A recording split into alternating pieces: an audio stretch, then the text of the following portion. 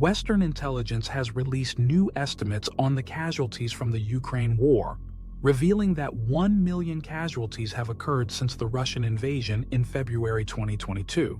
Russia has suffered 200,000 deaths and 400,000 injuries, while Ukraine has suffered 80,000 deaths and 400,000 injuries. Both Russia and Ukraine have refrained from commenting, but it is likely that they won't reach a consensus due to exaggerated enemy casualties and underestimated their own to gain an advantage in the information battle.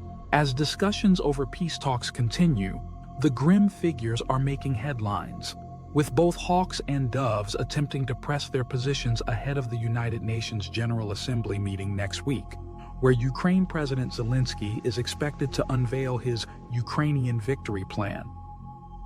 The plan aims to get enough international support at the UN to convince the international community to support Russia to agree to face-to-face peace talks with a stated goal of a November start date. The plan's title implies that one person's victory is synonymous with another's loss, but it also implies that the plan aims to restore Ukraine's borders to those of 1991. The ongoing conflict between Russia and Ukraine is a complex issue that requires a multifaceted approach. Russia has announced an additional 180,000 recruits to increase its army and armed forces to 2.4 million by December 2024, despite the initial mobilization plans being unpopular. The Russian government claims that the need for additional forces stems from a broader military reform initiative that transcends the conflict in Ukraine.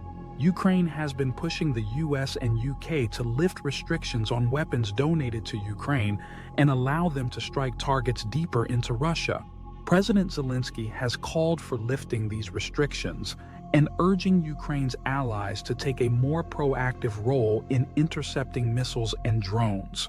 The Ukraine peace plan relies on a threat to expand the war into Russia, while Russia relies on a war of attrition to ground down Ukraine and outlast Western support. The US and UK are open to releasing weapons, but do not want to risk expanding the war by crossing another Russian red line.